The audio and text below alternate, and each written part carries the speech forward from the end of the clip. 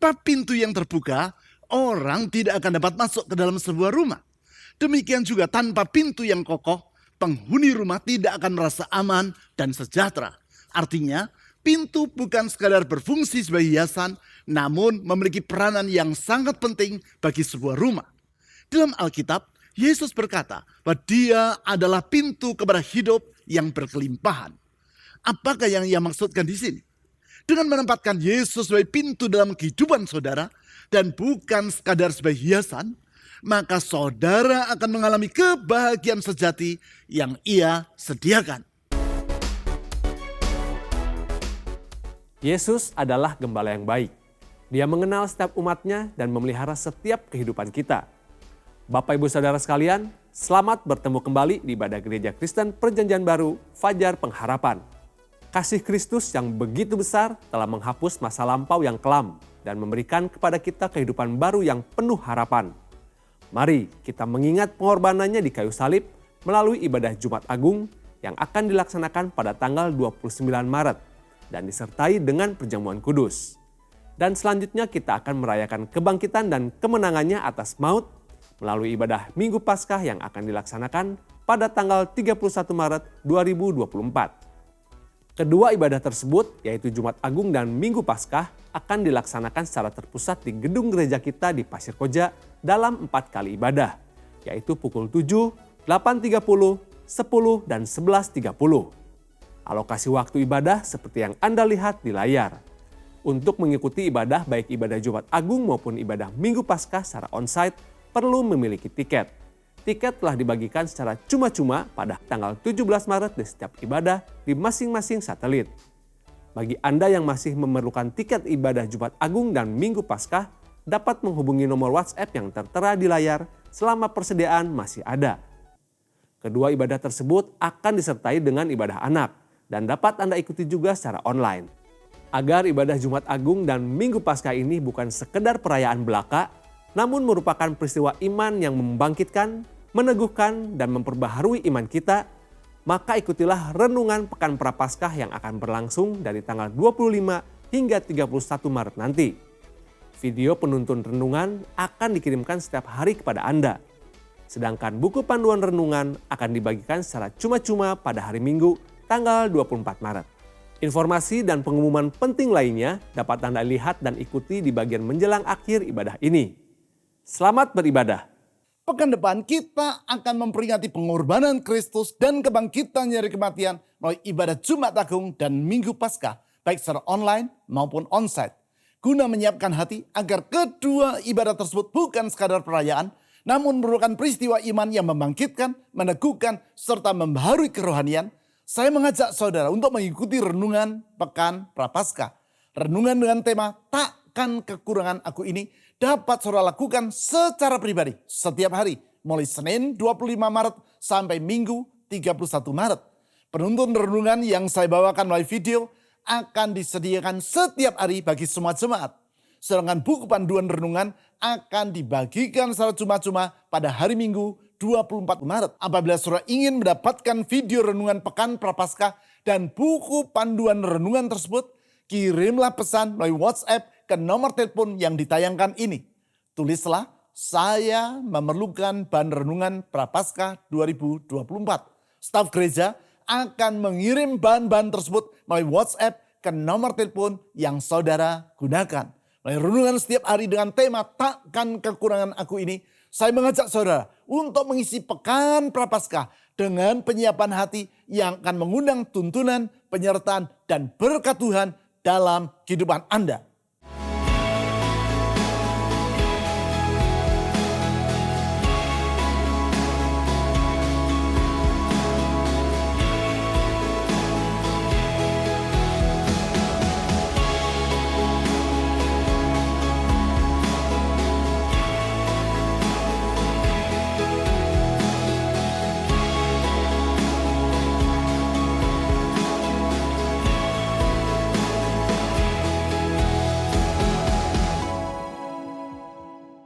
Beberapa waktu yang lalu saya diundang oleh sebuah lembaga pelayanan untuk menghadiri pertemuan yang mereka laksanakan di kota Colorado Springs, yaitu di negara bagian Colorado di Amerika Serikat. Rute penerbangan yang saya gunakan dari kota Los Angeles ke Colorado Springs harus berhenti terlebih dulu di bandara kota Phoenix di Arizona dan berganti pesawat di sana. Karena keberangkatan pesawat yang saya tumpangi dari Los Angeles terlambat, akibatnya saya tiba di bandara kota Phoenix meleset hampir 1 jam dari yang seharusnya. Padahal waktu transit di bandara Phoenix hanya 60 menit saja. Bukan itu saja, pesawat dari Los Angeles tersebut merapat di gate atau pintu gerbang A30 yang berada di ujung utara Terminal 4 dari bandara yang sangat luas tersebut. Sedangkan pintu keberangkatan atau boarding gate dari pesawat berikutnya yang akan membawa saya ke Colorado Springs berada di gate atau pintu gerbang D18, yaitu berada di ujung selatan dari terminal yang sama. Jarak antara kedua gates ini sekitar 3 km. Tidak ada pilihan lain, saya harus berlari dengan sekuat tenaga menuju ke gate D18. Ada 3 orang penumpang yang lain melakukan yang sama. Sekitar 10 menit kemudian, dengan nafas yang tersengal-sengal, tibalah kami di gate yang kami tuju. Apa yang terjadi? Tepat ketika kami tiba di sana, saya melihat petugas maskapai penerbangan yang saya tumpangi sedang menutup pintu gate tersebut. Segera kami meminta agar petugas tadi membuka pintu itu bagi kami. Sang petugas menjawab, "Sorry, I can open it for you." Maaf, saya tidak dapat membukanya bagi kalian. Kami jelaskan bahwa pesawat yang kami tumpangi di Los Angeles meleset dari jadwal yang seharusnya. Sehingga kalau kami tiba di pintu keberangkatan dengan terlambat, hal itu bukan karena kesalahan kami. Dengan santun, petugas itu menjawab, "Yes, I understand and I'm very sorry for that. However, once this gate is closed, I do not have the authority to open it again." Ya, saya memahaminya dan sangat menyesal mengenai hal itu. Namun begitu pintu ini ditutup, maka saya tidak berwenang untuk membukanya lagi. Ia menjelaskan bahwa untuk membuka pintu itu, ia harus mendapat izin dari pilot pesawat serta dari manajer yang menjadi atasannya. Oleh karena itu, petugas tadi mempersilahkan kami agar menghubungi petugas di counter perubahan penerbangan supaya kami dibantu dengan penginapan di hotel dan penerbangan pengganti untuk keesokan harinya. Hari itu saya mendapat pelajaran yang sangat penting tentang makna sebuah pintu. Pintu bukanlah sekadar berfungsi untuk menghias suatu ruangan, namun merupakan suatu jalan lewat atau passage yang hanya boleh dilalui kalau orang memiliki otoritas untuk hal tersebut. Walaupun secara teknis petugas tadi mampu membuka pintu tempat ia bertugas, yaitu karena ia mengetahui nomor kode untuk membuka kuncinya, namun tanpa otoritas yang diberikan kepadanya, maka ia tidak akan diperbolehkan untuk mengizinkan kami melewati pintu tersebut. Di dalam pemahaman seperti itulah, di dalam Yohanes pasal 10 ayat 9, Tuhan Yesus berkata bahwa Dia adalah pintu. I am the door. Melalui pernyataan tersebut, Yesus menegaskan bahwa Dia adalah jalan lewat atau passage yang sekaligus memiliki wewenang untuk memberi izin kepada orang melewati jalan lewat tersebut. Jalan lewat menuju kemana? Sebelum saya ajak saudara membaca ayat yang saya sebutkan tadi, adalah baik bila saya jelaskan terlebih dulu latar belakang dari pernyataan Tuhan Yesus tersebut.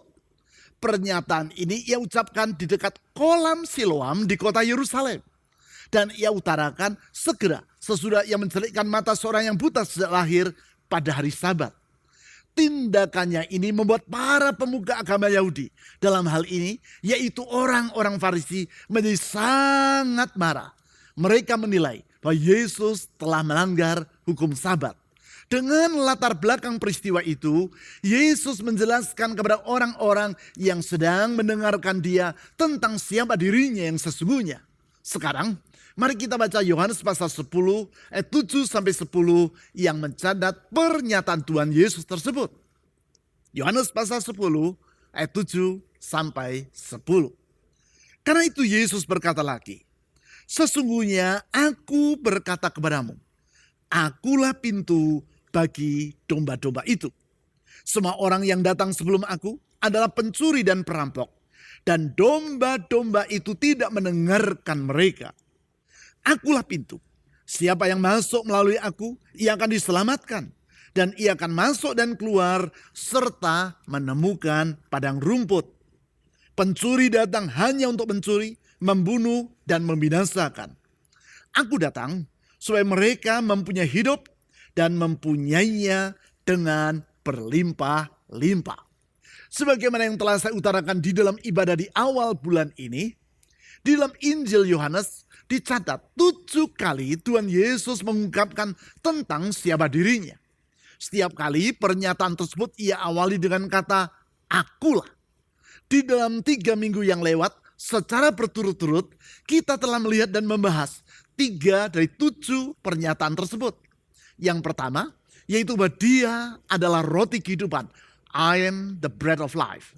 Hal ini dicatat dalam Yohanes pasal 6 ayat 35. Dengan demikian, Yesus menyatakan bahwa dirinya adalah jawaban bagi orang yang merasa lapar akan kebahagiaan. Yang kedua, yaitu bahwa dia adalah pokok anggur yang benar. I'm the true vine. Pernyataan tersebut dicatat dalam Yohanes pasal 15 ayat 1. Dengan demikian, Yesus menyatakan pentingnya relasi dengan dirinya. Sebab sama seperti carang hanya dapat berbuah kalau terhubung dengan pokoknya, demikianlah kita baru akan mengalami kehidupan yang bermakna kalau kita memiliki relasi dengan Kristus. Yang ketiga, yaitu bahwa dia adalah terang dunia. I'm the light of the world. Hal ini dicatat dalam Yohanes pasal 8 ayat 12. Melalui pernyataan tersebut Tuhan Yesus mengemukakan bahwa ia datang ke dunia untuk memerdekakan manusia dari kegelapan yang menguasai mereka. Sebagaimana terang yang mengusir kegelapan, demikianlah Yesus menghapus kehidupan kita yang lama serta menyediakan kehidupan yang baru dan yang penuh dengan makna bagi kita yang mengikut Dia. Sekarang yang keempat, yaitu bahwa Dia adalah sang pintu. I'm the door. Hal ini ia ucapkan dalam Yohanes pasal 10 ayat 7 dan 9 yang telah kita baca tadi. Melaluinya Yesus menyatakan, yang pertama, bahwa dia adalah pintu keselamatan. Saya ulangi, Yesus adalah sang pintu. Karena yang pertama, dia adalah pintu keselamatan. Tentang hal tersebut, di ayat 9 ditulis, ia berkata sebagai berikut, akulah pintu. Siapa yang masuk melalui aku, ia akan diselamatkan. Dan ia akan masuk dan keluar serta menemukan padang rumput. Perlu diperhatikan, pada ayat ini Tuhan Yesus berkata, akulah pintu. Dan bukan, aku adalah salah satu pintu. I'm the door. Dan bukan, I'm one of the doors. Artinya, dengan tegas dan lugas ia berkata bahwa dia adalah satu-satunya pintu. Dan bukan salah satu pintu untuk menuju kepada keselamatan. Di masa sekarang pernyataan seperti ini seringkali dianggap sebagai suatu pandangan yang sempit, congkak, dan bersifat tidak toleran. Karena memang di masa sekarang, yaitu dalam pola pikir postmodern atau pasca modern, orang cenderung menganggap kebenaran sebagai suatu hal yang relatif. Artinya tidak ada kebenaran yang bersifat mutlak atau pasti, termasuk dalam hal jalan keselamatan. Pandangan tentang jalan keselamatan yang bersifat relatif seperti itulah yang dipeluk oleh Elvis Presley, artis yang sangat terkenal pada zamannya dan yang beberapa minggu yang lalu telah saya ceritakan tentang akhir kehidupannya. Sebagaimana yang dikisahkan oleh Billy Stanley, adik dari Elvis Presley, dalam buku yang ia tulis dengan judul The Fate of Elvis. Suatu hari, Elvis sedang berada di kota Las Vegas. Di sana ia bertemu dengan Sammy Davis Jr., seorang artis yang sangat ternama lainnya. Sammy melihat Elvis memakai 2 mata kalung atau liontin yang tergantung pada seutas rantai kalung yang ia kenakan. Mata kalung yang pertama berbentuk salib dan mata kalung yang kedua berbentuk bintang Daud. 2 hal yang jarang disandingkan karena keduanya melambangkan kepercayaan yang berbeda, yaitu iman Kristen dan agama Yahudi. Karena itu Sammy Davis bertanya, Elvis, isn't that kind of a contradiction? Elvis, bukankah kedua mata kalung itu merupakan suatu hal yang berlawanan atau kontradiksi? Mendengar pertanyaan tersebut, Elvis menjawab, I don't want to miss heaven on technicality. Saya tidak ingin terlewat dari surga hanya karena hal-hal teknis. Dengan kata lain, dalam pandangan Elvis, baik iman kepada Kristus maupun ajaran agama Yahudi hanyalah hal-hal teknis belaka, bukan kebenaran yang bersifat mutlak. Sehingga apabila iman kepada Kristus ternyata tidak menyelamatkan atau tidak membawa dirinya ke dalam surga, maka siapa tahu iman yang diajarkan oleh agama Yahudi dapat melakukannya. Itulah pandangan relativisme, yaitu anggapan bahwa tidak ada kebenaran yang bersifat mutlak atau pasti. Memang pandangan seperti ini di zaman sekarang bersifat populer dan dinilai orang sebagai suatu kesantunan. Namun bukan pandangan seperti itulah yang Tuhan Yesus ajarkan tentang keselamatan. Sebagaimana yang kita lihat dalam Yohanes pasal 10 ayat 9 tadi, secara tegas Yesus berkata bahwa dialah sang pintu atau the door. Artinya Yesuslah satu-satunya jalan yang membawa orang kepada keselamatan dari dosa dan hukuman dosa. Bahasanya pandangan yang relatif tentang hal keselamatan merupakan suatu pola pikir yang keliru. Hal itu dipaparkan secara menarik oleh Mark Aston, seorang staf dari lembaga pelayanan InterVarsity di Amerika Serikat. Dalam buklet yang ia tulis dengan judul Absolute Truth, ia bercerita tentang Profesor Robert Weingart, seorang guru besar dalam bidang filsafat di University of Illinois. Suatu hari, Profesor Weingart bertanya kepada para mahasiswanya, yaitu siapa di antara mereka yang memandang bahwa kebenaran adalah bersifat relatif. 3/4 dari mahasiswa dalam kelas tersebut mengangkat tangannya. Kemudian Profesor Weingart berkata bahwa nilai para mahasiswa yang mengikuti kuliah dalam kelasnya akan ia tentukan berdasarkan tinggi tubuh mereka. Mahasiswa yang tubuhnya pendek akan mendapat nilai A. Sedangkan mahasiswa yang tubuhnya tinggi akan mendapat nilai E. Mendengar apa yang ia katakan, tentu saja para mahasiswa yang bertubuh pendek bertepuk tangan dengan gembira. Sedangkan mahasiswa yang bertubuh tinggi menyampaikan protes dan berkata, cara penilaian ini tidak adil. Menanggapi protes tersebut, Profesor Weingart menjawab, saya adalah dosen dari mata kuliah ini. Saya boleh memberi nilai sekehendak hati saya. Kembali para mahasiswa yang bertubuh tinggi memprotes pernyataan Profesor Weingart itu dan berkata, seharusnya Bapak memberi nilai secara objektif, yaitu berdasarkan papers yang kami tulis serta hasil ujian yang kami kerjakan dan bukan menurut selera Bapak. Dengan tertawa lebar, Profesor Weingart berkata, tadi kalian berkata bahwa kalian meyakini kebenaran bersifat relatif. Artinya tergantung kepada selera setiap orang. Tetapi di saat yang sama kalian tidak mengizinkan saya untuk memberi nilai berdasarkan selera saya. Kalian menghendaki agar saya memberi nilai berdasarkan kebenaran yang mutlak, yaitu yang bersifat objektif. Hal ini menunjukkan bahwasanya kebenaran yang bersifat relatif adalah tidak masuk di akal. Memang benar, di dunia ada hal-hal yang bersifat relatif. Sebagai contoh, apakah sekuntum bunga dapat dinilai sebagai bunga yang indah atau tidak? Hal itu tidak bersifat mutlak, namun sangat tergantung kepada selera masing-masing orang. Namun tidak demikian halnya dengan kebenaran, termasuk dalam hal jalan keselamatan. Apabila Yesus berkata bahwa dialah satu-satunya jalan keselamatan, hal ini bukan sekadar suatu asumsi, apalagi kata-kata yang hampa. Memang dia adalah satu-satunya jalan keselamatan.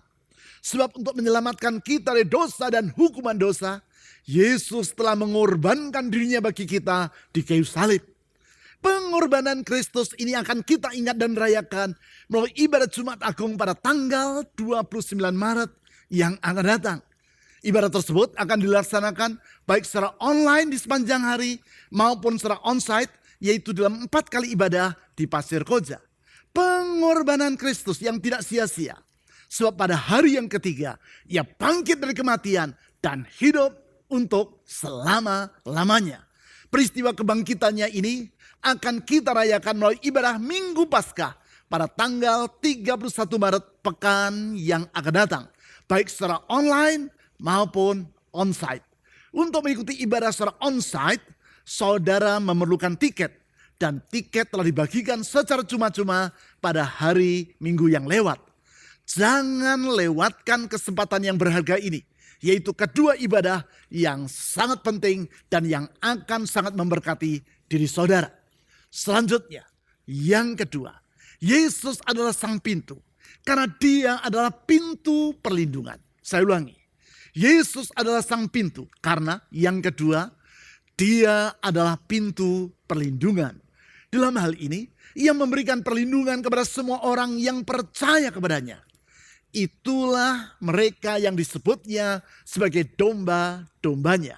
Tentang hal tersebut, di ayat 7 ia berkata sebagai berikut. Sesungguhnya aku berkata kepadamu, akulah pintu bagi domba-domba itu. I'm the door of the sheep. Artinya, bagi domba-dombanya, Yesus adalah sang pintu. Untuk memahami kata-kata Tuhan Yesus ini, kita perlu mengingat bahwa pernyataannya tersebut tidak terlepas dari apa yang kemudian ia sampaikan di ayat 11. Yaitu bahasanya dia adalah gembala yang baik. Memang untuk kawanan domba, seorang gembala adalah juga bagaikan pintu bagi mereka. Sebagai latar belakang, pada musim panas, para gembala di Israel di masa itu akan membawa domba-domba yang mereka gembalakan ke padang penggembalaan yang letaknya cukup jauh dari pemukiman penduduk. Selama berbulan-bulan, yaitu sepanjang musim panas, mereka akan tinggal bersama dengan kawanan domba mereka di sana. Di malam hari, mereka memasukkan kawanan domba tersebut ke dalam kandang. Kandang yang berbentuk dinding yang terbuat dari tumpukan batu setinggi sekitar 1 meter dengan sebuah jalan lewat atau passage bagi domba-domba tadi untuk keluar dan masuk kandang. Di malam hari ketika kawanan domba itu beristirahat dalam kandang, sang gembala akan membaringkan tubuhnya secara melintang menutup jalan lewat atau passage tadi. Sehingga dengan demikian ia menempatkan dirinya sebagai pintu dan pelindung dari kawanan domba tersebut. Dengan kata lain, tidak ada seekor hewan buas yang dapat masuk ke dalam kandang serta memangsa kawanan domba yang ada di dalamnya tanpa terlebih dulu melewati tubuh dari sang gembala. Dari sana kita dapat melihat sikap bertanggung jawab dari Yesus terhadap orang-orang yang mengikut dia. Tanggung jawab dalam kerelaan untuk berkorban dan memberi perlindungan kepada semua orang yang percaya kepadanya. Perlindungan yang membawa rasa damai. Karena sesungguhnya perlindungan yang ia berikan sangatlah dapat diandalkan. Di zaman sekarang keberadaan pintu yang memberi perlindungan dan rasa aman seperti itu dapat kita lihat pada pintu kokpit pesawat udara. Pintu kokpit tersebut memisahkan antara pilot yang sedang mengemudikan pesawat dengan para penumpang yang berada di dalam kabin. Karena peristiwa pembajakan pesawat udara di masa lampau, khususnya pembajakan pesawat udara yang dikenal sebagai peristiwa 9/11, maka semua pesawat udara diwajibkan untuk dilengkapi dengan pintu kokpit yang sangat kokoh. Sedemikian kokohnya, sehingga penumpang yang berusaha mendobrak pintu itu dan memaksa untuk masuk ke dalam kokpit tidak akan berhasil. Dengan demikian, pintu kokpit itu memberi perlindungan dan rasa aman bagi para pilot yang bertugas maupun kepada para penumpang. Pertanyaan saya, apabila saudara mengarungi perjalanan hidup di dunia ini dengan menyadari bahwa Yesus merupakan sang pintu yang memberi perlindungan bagi hidup saudara, patutkah saudara merasa khawatir dan gelisah tentang diri saudara? Sama seperti para domba yang dapat tidur dengan nyenyak dalam kandang karena mengetahui bahwa gembala mereka melindungi mereka. Demikianlah orang yang percaya kepada Yesus. Dialah sang pelindung kita yang dapat diandalkan. Sekarang yang ketiga, Yesus adalah sang pintu. Karena dia adalah pintu menuju hidup yang berkelimpahan. Saya ulangi, Yesus adalah sang pintu. Karena yang ketiga, dia adalah pintu menuju hidup yang berkelimpahan. Tentang hal tersebut, di ayat 10 Tuhan Yesus berkata sebagai berikut. Pencuri datang hanya untuk mencuri, membunuh, dan membinasakan. Aku datang supaya mereka mempunyai hidup dan mempunyainya dengan berlimpah-limpah. Ayat Alkitab ini merupakan ayat yang sangat sering ditafsir secara keliru. Yang pertama, keliru dalam memahami tentang siapa yang dimaksud sebagai sang pencuri yang Yesus utarakan di situ. Yang kedua, meleset dalam mengartikan hidup yang berlimpah-limpah yang Yesus ucapkan dalam kalimat tersebut. Acap kali orang menafsir bahwa pencuri yang dimaksudkan oleh Yesus di ayat tersebut adalah iblis yang datang untuk mencuri damai sejahtera, membunuh dan membinasakan umat manusia. Memang, tafsir ini cukup menggambarkan tentang sifat dan perilaku dari iblis. Dalam hal itu tidak salah. Hanya saja yang dimaksudkan oleh Tuhan Yesus sebagai pencuri di ayat 10 adalah para pemuka agama Yahudi yang hidup di zaman itu. Hal tersebut dapat dilihat di ayat 8 yang memberi penjelasan serta latar belakang atau konteks dari pernyataan Tuhan Yesus tersebut. Di ayat 8 Tuhan Yesus berkata bahwa semua orang yang datang sebelum aku adalah pencuri dan perampok, dan domba-domba itu tidak mendengarkan mereka. Siapakah yang Yesus maksudkan dengan semua orang yang datang sebelum dirinya? Mereka adalah para pemuka agama Yahudi yang telah melayani umat Tuhan sebelum kedatangan Yesus.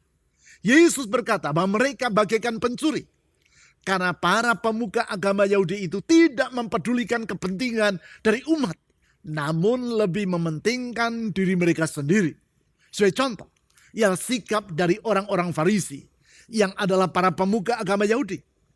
Mereka tidak berbelas kasihan kepada orang yang buta sejak lahir dan yang telah disembuhkan oleh Yesus. Yaitu seperti yang telah saya paparkan di awal dari uraian firman Tuhan ini. Sebaliknya dia bergembira atas mukjizat yang dialami oleh orang buta tadi. Justru mereka sangat marah kepada Yesus yang telah menolong si orang buta tersebut. Kemelesetan yang kedua adalah tentang arti dari hidup yang berlimpah-limpah atau abundant life yang Yesus utarakan di ayat 10. Tidak jarang orang menafsir bahwa kehidupan yang berlimpah-limpah itu hanyalah sekadar hidup yang berlimpah-limpah dalam kekayaan secara jasmani. Perlu diketahui bahwa bukan berarti Tuhan Yesus tidak bersedia memberkati umatnya secara materi. Namun adalah sangat keliru apabila hidup yang berkelimpahan ini diartikan hanya sebagai kelimpahan dalam kekayaan secara materi. Harus dipahami bahwa kata hidup yang Yesus ucapkan di ayat 10 tadi dalam bahasa Yunani adalah zoe. Sebagaimana yang telah saya jelaskan dalam khotbah saya beberapa minggu yang terakhir. Arti dari kata zoe bukanlah kehidupan secara jasmani atau bios. Melainkan kehidupan yang penuh dengan makna atau hidup yang berbahagia. Kehidupan yang berbahagia secara berlimpah-limpah itulah yang Yesus janjikan bagi orang yang percaya kepadanya. Itulah kebahagiaan yang tidak ada kaitannya dengan kekayaan secara materi. Hal ini dapat kita lihat dalam kehidupan Tom Monaghan, pendiri dan pemilik Domino Pizza, yang merupakan sebuah chain restoran yang menyajikan pizza. Dalam hal ukuran besarnya perusahaan, Domino Pizza merupakan franchise restoran pizza yang berada di urutan nomor 2 terbesar di Amerika Serikat. Ketika Tom Monaghan masih bocah, yaitu di saat ia masih berusia 4 tahun, ayahnya meninggal dunia. Menghadapi keadaan ekonomi keluarga yang sangat sukar tersebut, ibunya terpaksa menyerahkan Tom kepada sebuah panti asuhan. Di tempat ia diasuh tersebut, maupun di tempat ia bersekolah, Tom Monaghan berupaya dengan sekuat tenaga agar ia menjadi orang yang paling berprestasi. Selepas dari sekolah menengah, ia melanjutkan pendidikan pada jurusan arsitektur di University of Michigan. Guna membiayai pendidikannya tersebut, ia bekerja dengan menjual pizza di kaki lima. Tom menjadikan kecepatan dalam menyajikan makanan sebagai keistimewaan dari usahanya. Dalam waktu yang tak lama, usahanya ini pertama maju sehingga pada tahun 1960 dari kaki lima, ia dapat membuka sebuah restoran yang diberinya nama Domino Pizza. Restoran tersebut berkembang menjadi sebuah franchise restoran atau restoran waralaba yang sekarang di Amerika Serikat saja berjumlah hampir 7.000 restoran. Dan di seluruh dunia berjumlah hampir 20.000 restoran. Tentu saja kemajuan perusahaan tadi mendatangkan kekayaan yang luar biasa besarnya bagi Tom Monaghan. Sehingga ia mampu membeli sebuah pulau di Danau Michigan dan mendirikan rumahnya di sana. Rumah yang sangat mewah. Sehingga meja makannya saja seharga 1,6 juta dolar Amerika atau senilai 24 miliar rupiah. Kalau meja makannya saja semahal itu, tak terbayangkan nilai rumahnya. Tom Monaghan juga merupakan salah seorang pemilik mobil Bugatti Royale yang merupakan mobil yang sedemikian mewahnya sehingga di dunia hanya terdapat 6 buah saja. Ia membeli mobil tersebut dengan harga 8 juta dolar Amerika atau sekitar 120 miliar rupiah. Pada tahun 1989, yaitu ketika ia berusia 52 tahun, seorang temannya memberi Tom Monaghan sebuah hadiah, yaitu sebuah buku kecil yang berjudul Mere Christianity, tulisan dari C.S. Lewis, seorang sastrawan yang sangat terkenal dari Inggris. Buku ini membuka mata Tom Monaghan. Ia menyadari bahwa sejak masa bocah, ia telah berusaha dan bekerja dengan keras agar ia dapat diterima oleh orang lain. Namun sekarang ia mengerti bahwa keberhasilan yang telah ia capai karena usaha kerasnya tadi ternyata tidak membawa kebahagiaan dalam hidupnya. Sebagai akibat dari kesadarannya tersebut, ia memutuskan untuk mengambil cuti selama 2 tahun dari usahanya guna merenungkan kehidupannya. Pada tahun 1998, Tom Monaghan menjual sebagian besar dari saham yang ia miliki di perusahaan Domino Pizza dengan nilai 1 miliar dolar Amerika atau sebesar 15 triliun rupiah. Dan ia membaktikan hidupnya untuk melakukan pekerjaan sosial. Kehidupan Tom Monaghan ini menunjukkan bahwasanya kekayaan secara jasmani tidaklah menjamin kebahagiaan. Hanya dalam Yesus kita mendapatkan kebahagiaan yang berlimpah-limpah. Yaitu sebagaimana yang ia katakan di ayat 10 tadi. Memang Yesus datang ke dunia supaya umat manusia mendapatkan hidup yang bermakna dan mempunyainya dengan berlimpah-limpah. Bukankah pengenalan akan Yesus sebagai pintu menuju kepada keselamatan, perlindungan, dan hidup yang berlimpah dengan kebahagiaan ini merupakan harta yang sangat penting dan berharga? The best treasure of all. Itulah harta yang kita terima semata-mata karena anugerah Allah. Anugerahnya dalam Yesus Kristus yang sungguh patut kita syukuri. Anugerah yang seharusnya kita tanggapi dengan iman kepada Tuhan Yesus. Yaitu dengan menerima Dia sebagai Tuhan dan Juru Selamat kita. Anugerah yang membuat kita tidak khawatir akan masa depan kita. Dan yang akan memampukan kita untuk mengarungi kehidupan di dunia ini dengan penuh damai sejahtera. Sebagaimana yang telah saya sampaikan tadi. Kita akan mensyukuri anugerah Allah dalam Yesus Kristus ini melalui ibadah Jumat Agung, yaitu pada tanggal 29 Maret. Dan dalam ibadah Minggu Paskah, yaitu pada tanggal 31 Maret yang akan datang. Baik secara onsite maupun online. Jangan lewatkan kedua kesempatan dan ibadah yang sangat berharga tersebut. Sekarang, mari kita menyerahkan hidup kita ke dalam tangan Tuhan yang limpah dengan anugerah dan kebaikan itu. Yesuslah satu-satunya pintu menuju keselamatan, perlindungan, dan kehidupan yang limpah dengan kebahagiaan. Mari kita berdoa kepada Allah di dalam nama Yesus. Tuhan Yesus, kami bersyukur karena anugerah-Mu memberikan jaminan keselamatan kepada kami. Kami sekarang semakin menyadari bahwa Engkaulah pintu keselamatan yang satu-satunya. Karena di luar Engkau tidak ada keselamatan.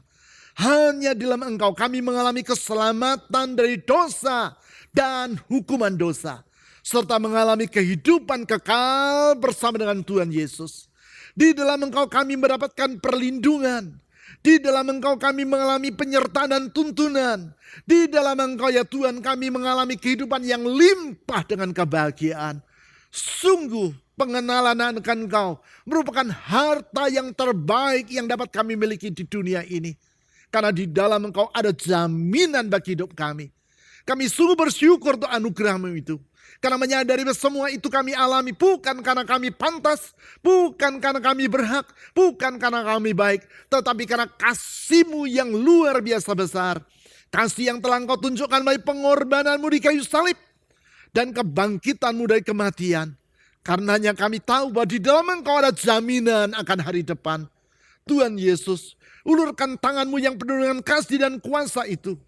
Tangan yang melakukan mujizat, tangan yang menyembuhkan, tangan yang membuka jalan, tangan yang memulihkan, tangan yang memberikan berkat yang limpah. Ulurkan tangan-Mu itu ya Tuhan, menjamah setiap orang yang dalam keadaan putus asa dan membangkitkan pengharapan yang baru.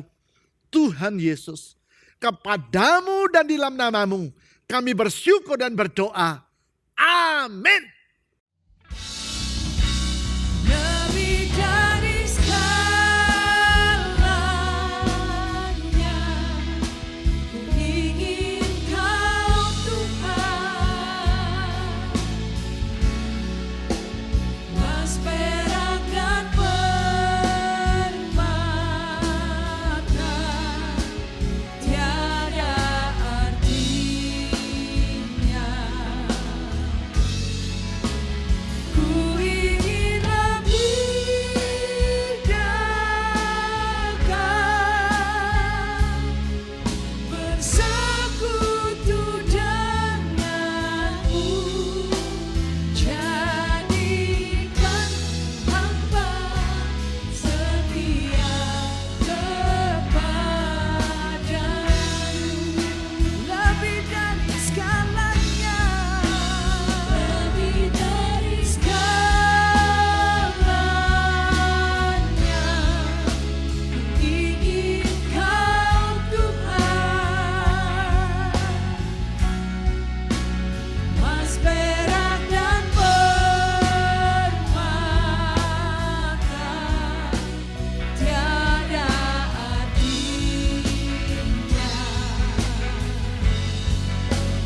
Ku ingin lebih dekat bersekutu denganmu, jadikan hamba setia kepadamu.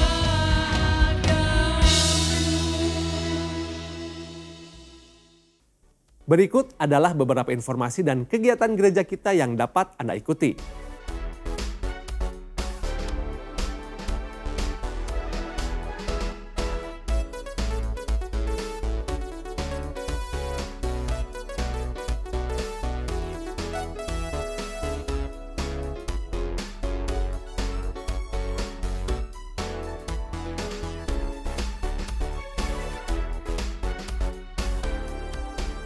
Persembahan dan persepuluhan sebagai ungkapan kasih dan syukur kita kepada Tuhan dapat Anda berikan dengan memasukkannya ke dalam kotak persembahan atau melalui rekening bank atau dengan cara men-scan QR Code dengan menggunakan aplikasi dompet digital. Ibadah online GKPB Fajar Pengharapan dapat Anda ikuti setiap saat mulai hari Sabtu pukul 5 sore melalui YouTube, website, dan aplikasi yang tertera di layar. Berbagai informasi penting lainnya dari gereja kita dapat Anda ikuti melalui website www.fajarpengharapan.net atau melalui aplikasi GKPB Fajar Pengharapan serta Instagram GKPB Fajar Pengharapan. Bapak Ibu Saudara sekalian, sehat selalu dan sampai jumpa minggu depan.